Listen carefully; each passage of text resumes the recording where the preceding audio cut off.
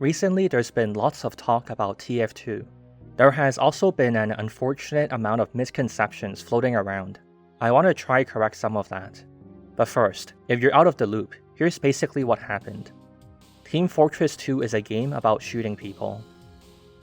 To play basketball, everyone needs to meet up at the same place. To play TF2, everyone needs to connect to the same server. There are two ways to find the basketball court. On the main menu, there is a button to queue into a game server officially hosted by Valve, TF2's creator. Below that is a server browser, which lists all the servers that exist on the internet. But these are not hosted by Valve, and instead random people like you and me. The Save TF2 hashtag was about a problem on Valve's official servers. Someone created an app on the computer to open many copies of TF2, thus creating a lot of fake players they can control. They then constantly queue into Valve's servers. The intention is to be as disruptive as possible, so these fake players also cheat on the Sniper class. Sniper is a class that can instantly kill you if they hit a headshot. But cheating to have perfect accuracy basically means that people can't really play the game because they're being constantly instantly killed. This bot issue was first officially acknowledged in a TF2 patch by Valve on June 16, 2020, and has continued until the time this video was published. People online have many ideas about how this could be solved, which I will now talk about. Solutions listed in this category broadly run into the treadmill problem. The treadmill problem refers to the situation where a problem never ends, they are infinite work. This was most recently mentioned in a GDC talk by Valve employee John McDonald. This talk was about their efforts to use deep learning to handle catching cheaters, and in it, he describes what treadmill work is and that they dislike it. Basically, we were looking at how do we attack this cheating problem? We tossed around a ton of ideas, but I really didn't want to sign up for the treadmill. Probably the main thrust of work that we do is just mitigating exploits. We just fix bugs when they come in, and that goes away. Somebody reports, hey, here's this problem, we investigate, we figure out what the problem is, and we fix it. And the thing is that as we do that work, bad actors continue to probe and try and find new areas, and this sort of evolutionary behavior on their part results in this treadmill of work. And so looking at this, it was humans, when they watch matches, they can tell that cheating is occurring, and I think that's probably because they're detecting a pattern of cheating. And deep learning is really good at detecting patterns. And that lets you make this trade that at Valve we're really excited about. That lets us basically trade data and compute for engineering time. Because at Valve, we are always short on engineers, but we have a lot of data and we have a lot of compute power. But our sort of opinion at Valve is that deep learning is just this sea change technology for evolutionary behavior. We think that it is really actually helping us get developers off of the treadmill. Essentially, he's stating that because Valve doesn't have many employees, they heavily dislike work that requires constant upkeep. In 2016, the Washington State Gambling Commission prodded Valve about how they were monetizing their games. Valve's legal team made a reply. Within that reply, Valve, in passing, confirmed they had approximately 360 employees. For comparison, Bethesda has around 420, CDPR 1000, Rockstar 2000, Blizzard 4700, Nintendo 6500, and Ubisoft 20,000. Some of the bots that are roaming Valve's official servers right now are branded for some reason, and so groups of them often have the same name. The solution suggested is to ban all Steam accounts matching a specific name. This is pretty short-sighted. So on the plus side, you have banned all the bot accounts, and you have a small period of peace until they make new accounts. Here are the cons. False positives. One set of bots, for example, were named Twilight Sparkle. So you would literally ban everyone on Steam called Twilight Sparkle. This doesn't seem like a good idea. They can come back in no time. There is an active part of the Source Engine cheating community which creates Steam account generators that can literally generate new accounts in seconds. They easily circumvent Steam's limits on how many accounts you can make in a day, including a captcha. The bots you ban are likely not going to be gone for long. And of course, the bots can just change their name after being banned once. Now you are left with a lot of innocent people banned, bots back in a few minutes and still at square one. Each internet user is given a unique IP address. So why don't we ban IP addresses that bot accounts use to connect on? IP addresses aren't always one address per computer.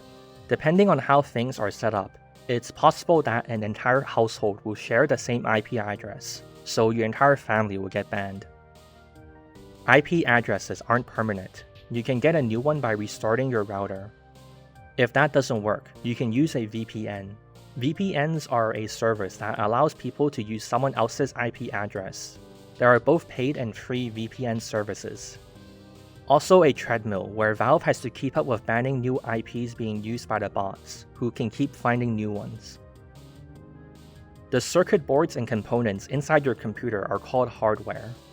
The idea behind hardware bans is to identify a user based on their computer hardware, so that if they change accounts or change IP addresses, you can still identify them and keep them banned. Many components in your computer have an identification number. For example, the motherboard, which is what everything connects to, has an ID number. So does the network interface, the device that connects you to the internet. Your graphics card, which renders graphics, and your hard drives that store your data, among others. The problem here is that there are tools available to modify your components' ID numbers.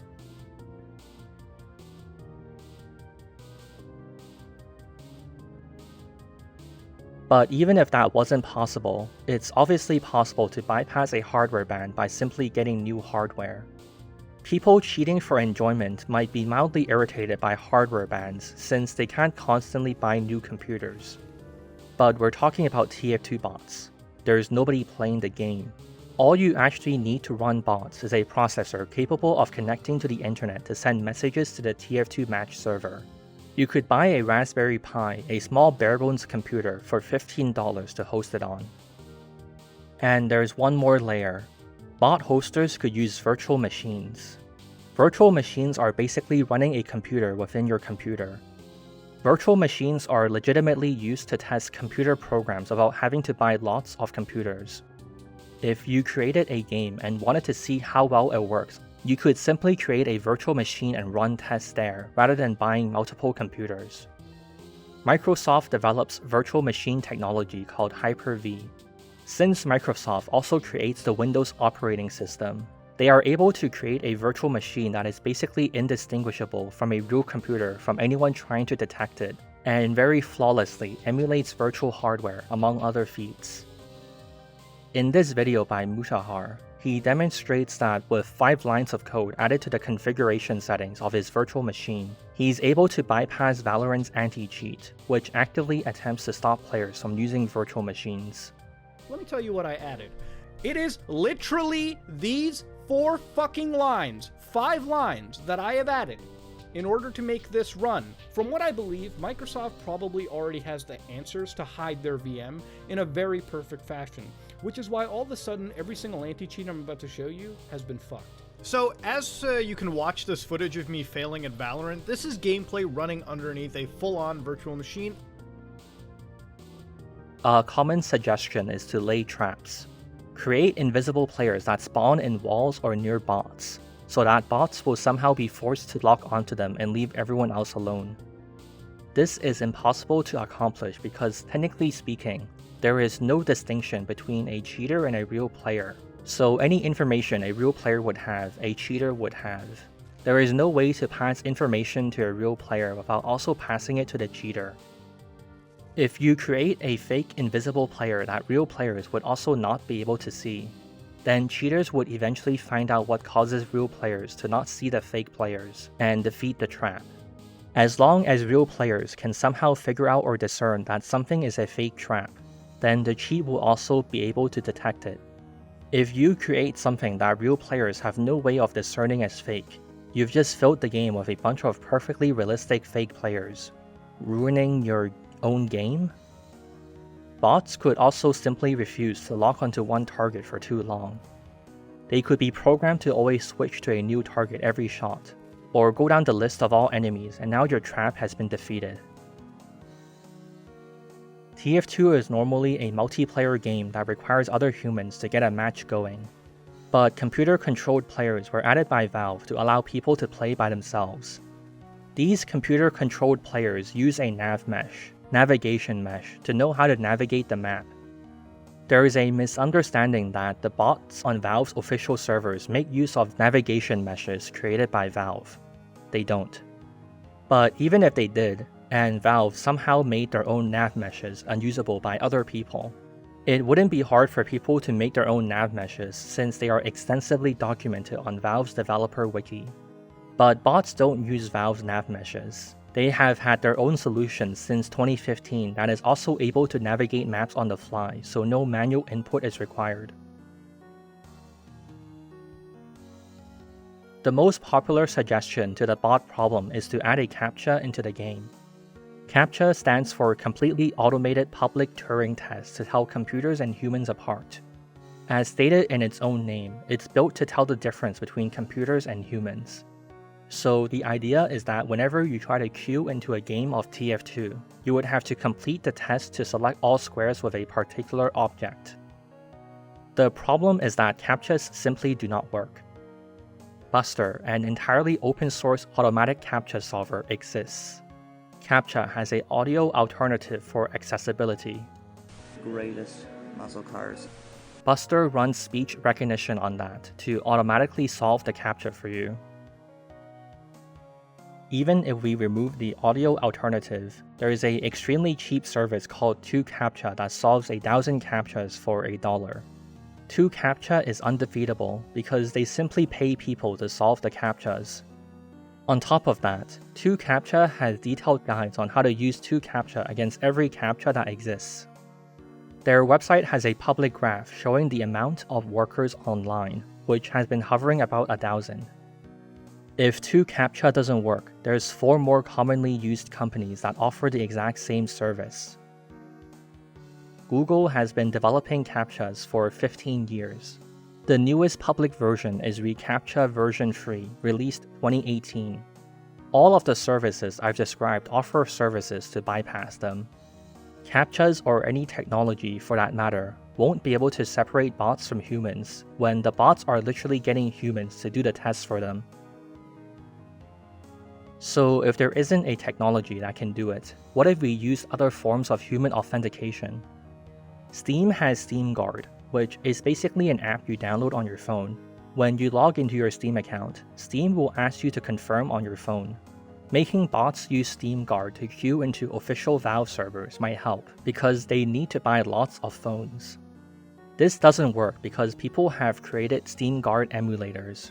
There is Steam Desktop Authenticator made by people who run a website to buy and sell TF2 items. There is also WinAuth. It's an open source program that lets you use your computer as the authentication device and works not just on Steam, but also other services like Blizzard's BattleNet, Guild Wars 2, and RuneScape. So bots can simply open as many copies of these programs as they need. This is actually something that is already done on a large scale too. One of the bigger websites dedicated to buying and selling items from Steam games like TF2 or CSGO, Skinport, literally has 1,000 bots.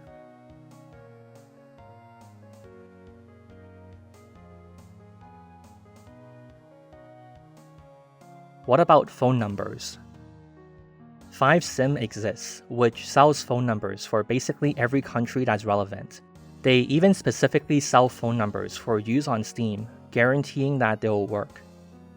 These phone numbers are able to receive text messages.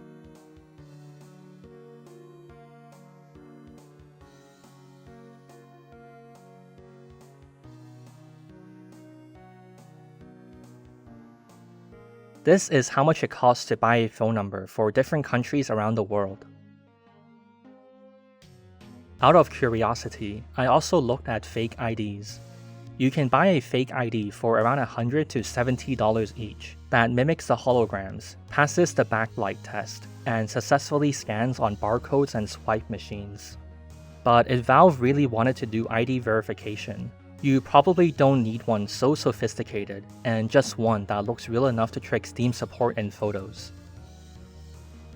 There are 3 main options for computers: You have Microsoft Windows, Apple's Mac OS, and Linux. The app people use to operate bots was created for Linux. So the idea here is that if you remove TF2 from Linux, then the problem has been solved, right? No, because everything the bot app does can also easily be done on Windows. If we break it down, there's 3 main components to it. The part that cheats and shoots you, the part that bypasses anti-cheat measures such as Valve's anti-cheat, and the part that controls the bots to automatically party up with other bots and queue into Valve servers. The first 2 parts have already been extremely well documented and established on Windows. There are many cheats on Windows. Here's Lamalbox, still working. So they don't have to reinvent the wheel, just copy code from any of the existing TF2 cheats. The only roadblock is setting up automation to get the bots to party up and queue for a game, which is pretty simple. Realistically, I would assume this would take a week at best, but worst case scenario, bots would be back in a month if you remove Linux support from TF2. But removing Linux support is also just incredibly unrealistic. Valve has been heavily investing in Linux since 2013. Here's Gabe talking about why Valve cares about Linux at LinuxCon 2013. What we became convinced of is that Linux really is the future of gaming. So, in the past, back to the Nintendo Entertainment System days, gaming really was led by these proprietary hardware and software standards that also, if you wanted to get your cartridge made, you bought it, FOB in Tokyo. If you had a competitive product, miraculously, your ROMs didn't show up until, 3 months after the platform holder's product had entered market and stuff like that. And those really were sort of the dominant models for what was happening in gaming. Essentially, he's saying that Linux, being entirely open, without a owner that has absolute authority over it, keeps the PC game creator space healthy, so that situations such as making a game that competes with Microsoft's games wouldn't mean that Microsoft simply blocks your game from being opened on Windows and you can't do anything about it. Since then, Valve has continued to make massive contributions to Linux, such as creating an extremely important app called Proton, which allows Windows games to seamlessly run on Linux. The new Steam Deck also runs on Linux. On Valve's official servers, after someone has been kicked because of a successful vote, they can immediately queue again for another official server. People have suggested adding a timeout penalty that increased each time. On your phone, if you guess the wrong password too many times, it locks you out for some time. If you continue to get it wrong, your phone is locked out for double the time. So on TF2, if you get kicked once, you just have a small amount of time to wait. If you keep getting kicked, it will be longer before you can join a server again. I don't think this will be a good idea because bots don't have to sleep. At hours with the least human activity like 4 AM, bots could start to fill up every Valve server, so they are the majority of players on the server. When real players join, they'll be instantly kicked because the bots are the voting majority and get a cooldown.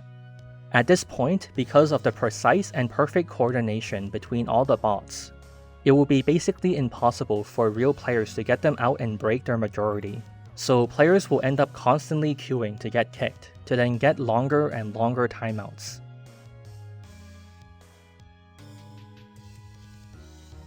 TF2 is free to play. Another Valve game, Counter-Strike Global Offensive, is also free to play. But Counter-Strike has something called Prime Matchmaking. In Counter-Strike, there's a regular queue to get into an official Valve server, and a second queue, which also queues into official Valve servers, but you must pay $15 to use it.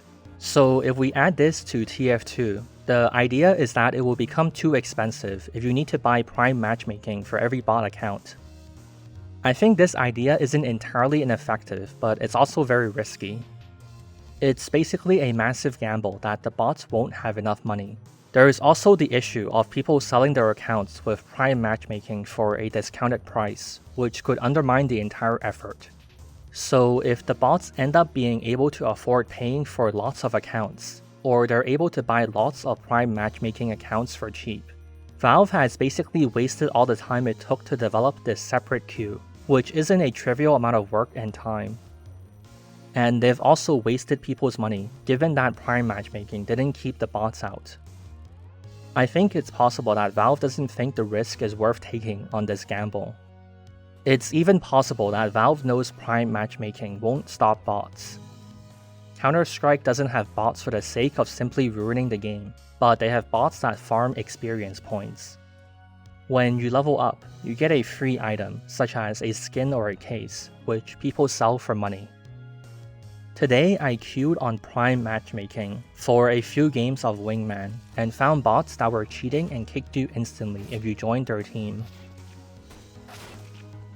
When you get kicked, you are temporarily banned from that server for about 20 minutes. For some reason, Counter-Strike continues to try putting you back in the server you were kicked from, leading to this.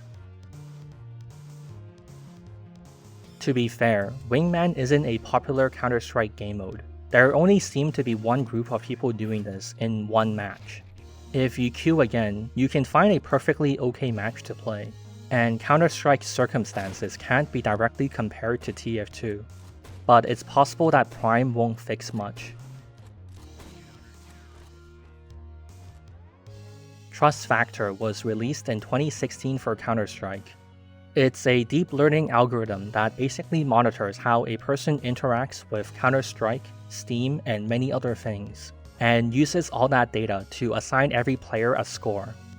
It organizes players on a spectrum between very likely to get banned for cheating in the future and certainly won't get banned in the future. Then the system organizes matches based on this, so players who are least likely to cheat all play together, and players who are most likely to cheat all play together. People say that TF2 should get a system like this, so if they can't fix bots, at least they can simply banish all the bots and cheaters to a death pit to suffer. The only problem with this is that Trust Factor is created to predict the likeliness of someone to cheat, as stated by Valve employee Ido on the Counter-Strike subreddit. Detecting cheaters and detecting a fake user are massively different issues, so if bots stopped cheating and instead disrupted the game in other ways, Trust Factor might not be of much use. Otherwise, Trust Factor is a very secretive project. Valve doesn't disclose any information as to what factors it looks at, what your personal trust factor is, or how you can improve your trust factor. There is no way anyone outside of Valve can accurately judge Trust Factor's effectiveness. There isn't enough information to make any real conclusions, so Trust Factor could help, but could also be useless. VACNET is another deep learning algorithm created to detect Counter-Strike cheating. People suggest VACNET be brought to TF2 so that even if they can't fix bots entirely, they can at least stop bots from killing everyone instantly. Similar to Trust Factor, Valve is secretive about VACNET, so I can only speculate. Since VACNET was created for Counter-Strike, and TF2's weapons work very differently to Counter-Strike's weapons, it could be difficult to make VACNET work on TF2. But also, in a hypothetical world where Valve wants to adapt VACNET to TF2, and VACNET was somehow perfected, cheaters would only be limited to the bounds of human ability, which is still very, very good. Since a hypothetical VACNET that perfectly executes on what it was designed for doesn't even really stop the bots, I doubt Valve would be interested in investing so much time into working on this when something else probably works better.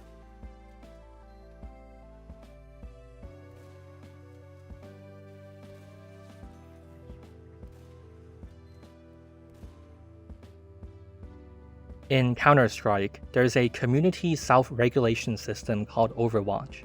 If a player gets reported too many times, an Overwatch case for them is automatically opened. Counter-Strike players who volunteer for Overwatch are assigned random Overwatch cases to review, then asked to indicate what rules they think the suspect has broken. If lots of Overwatch reviewers form the consensus that a particular player is cheating, for example, then the player will get banned. The possible problem with Overwatch is that there is a ceiling to its effectiveness. In the GDC talk by John McDonald, he provided statistics on Overwatch. So back in 2015, we decided, hey, we noticed this trend. We did some work, and as a result, it increased participation in Overwatch. And it's probably worth explaining a little bit about this graph. The gray line at the top is the sort of total participation in Overwatch, and the blue line is basically the number of cases that were dismissed, and the red line is convictions. And so we noticed this great trend. We're like, hey, this is awesome. As more people participate in Overwatch, we get more convictions. So we should probably get more people to do Overwatch. That would be awesome. So we did. Oh, this graph, it just shoots up in participation. It's amazing. There's so much participation. It turns out the conviction rate doesn't move at all. Like, well, the number of convictions is stone dead flat. And then that is a trend that we see continuing. Basically, for a period of time, the Counter-Strike development team noticed that increased participation meant an increase in conviction rates for Overwatch cases. So they took measures to dramatically increase participation rates, which ended up having no significant impact on the conviction rate. So if we added Overwatch to TF2, maybe there's only so much it can do.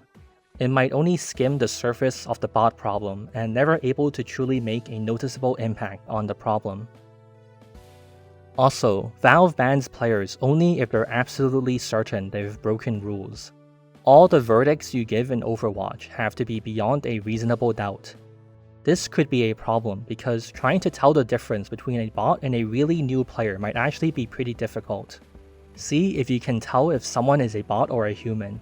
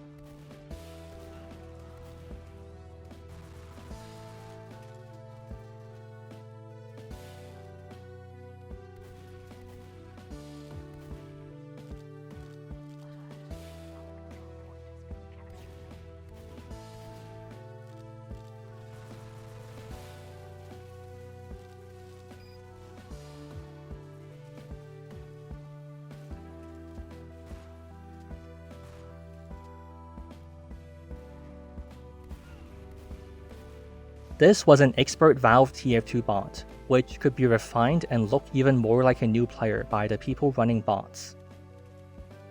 Video game anti-cheats can be placed on a spectrum ranging from non-invasive to very invasive. Invasiveness describes how much of the computer the anti-cheat has access to, so very invasive anti-cheats would have access to absolutely everything on your computer. Recently, the game Valorant, by the creators of League of Legends, requires you to also install what's basically the most invasive anti-cheat possible. The anti-cheat is running at all times and basically starts itself the moment your computer turns on. Faceit is a website where you can play Counter-Strike with other people off of Valve's servers, which offer a different experience. Faceit is also known to have a decently effective anti-cheat, which is also invasive. In hopes of reducing the number of cheaters in TF2, people have suggested Valve implement a anti-cheat such as Valorant or Faceit. As I showed earlier in the video, you can slip past Valorant's anti-cheat with a Hyper-V virtual machine. Within the virtual machine, no matter how good your anti-cheat is, there's no way to see what's outside of it. So cheats can then be run one layer above the virtual machine. In John McDonald's GDC talk, someone asked him about having an entire operating system to play the game and lock everything down. Could we not create a secure system such that it's like for contestant play?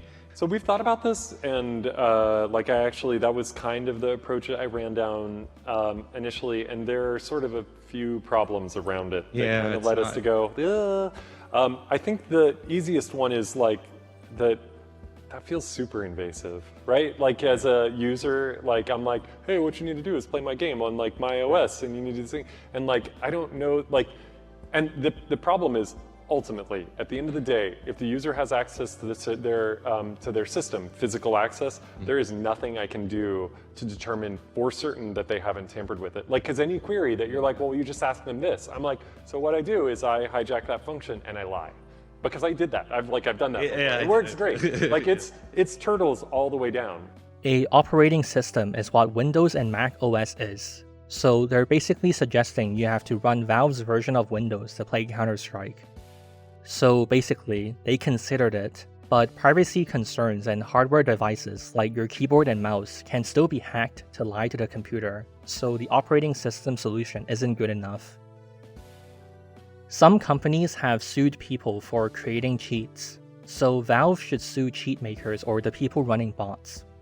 Even if you only get one of them, presumably, the other people who are doing the same will get scared and also stop.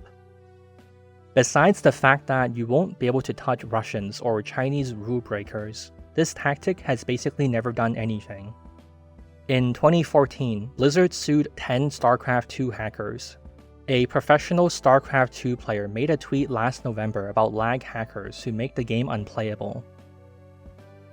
2017, League of Legends sued cheat makers and won $10 million. Here are clips of cheats posted onto YouTube last year. This blue highlight shows where someone is about to attack. Along other features, the cheat can take control of your character to automatically evade attacks.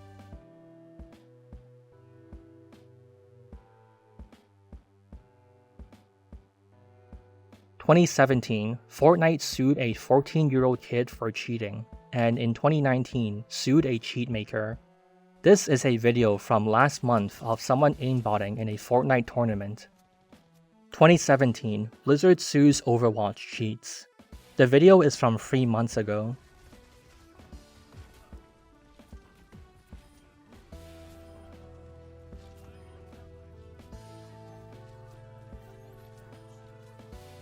In 2020, Call of Duty sued cheat makers. This is from January 2022.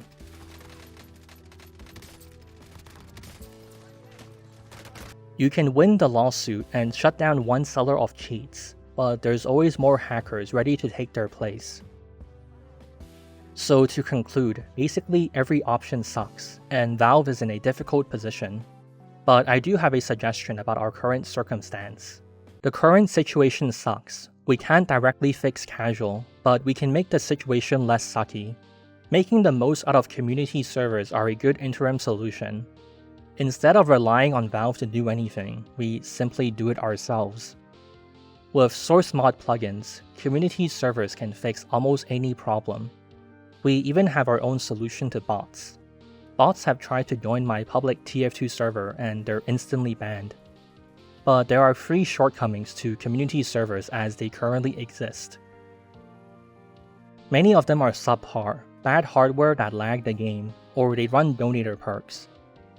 Second, it's hard for players to find a server that matches their desires. For example, some people want random crits on, some people want attack defend only. And third, people find community servers difficult as a new player. In theory, a centralized community-maintained server browser could fix these issues. The first problem is solved by curating a list of good servers without any objectionable plugins. Second issue, fixed by giving users toggles on different preferences and helping them narrow down the server they want. And third, newbie-friendly servers that could automatically ban players with in-game medals from participating in TF2 competitive tournaments, or enforce TF2 playtime maximums. Of course, I understand that there's a massive issue regarding who you trust to run this website without abusing the power, but the issue we have with community servers is entirely about organization and helping pair people into the servers best for them. So with Valve's first acknowledgement of bots in 2020, what have they been doing all this time? This is speculation, I have no insider info, this is my uninformed guess about what's happening. Since just about every conventional solution doesn't really cut it, I would guess that Valve is trying to quickly put together Steam Trust. At the end of 2018, Steam published a year in review which mentioned Steam Trust at the bottom, explaining that it's basically Counter-Strike's trust factor, but generalized to work for more games. In 2019, John McDonald stated on a Verge article that Steam Trust can identify if an account was going to cheat, even before they get to interact with anyone. I said before with VACNET, maybe it can't be adapted for TF2, but since Steam Trust is a lot broader, applicable to any Steam game, and how a cheater and a bot uses Steam is probably somewhat similar, it seems somewhat possible to use Steam Trust for TF2 bots. Otherwise, they might be putting together a deep learning bot detector, which might explain how long they've been silent. Deep learning is very complicated. Counter-Strike's VACNET was released on 2017, but we don't know how long it took to even get to that point. Designing and refining the system could be time-consuming. Even then, Counter-Strike's deep learning cheat detector is still only able to handle very obvious spin botting today. There hasn't been any reports from cheaters about being banned for anything else. So it takes about 5 years for deep learning to deal with an obvious form of cheating. Detecting bots that try to hide and just want to waste server space is definitely a lot harder. So in context of how long VACNET took, Valve not having a bot detector ready by now could be reasonable. To end the video, I want to remind people what my position is. I made this video to try improve people's understanding of what's going on. I'm not a Valve suck-up. Nothing is perfect, especially Artifact and Dota Underlords. TF2 and Counter-Strike traits are literally gambling, and they have probably ruined many lives, inspiring gambling addictions in many people. But the bot situation is complicated. Thanks for making it to the end.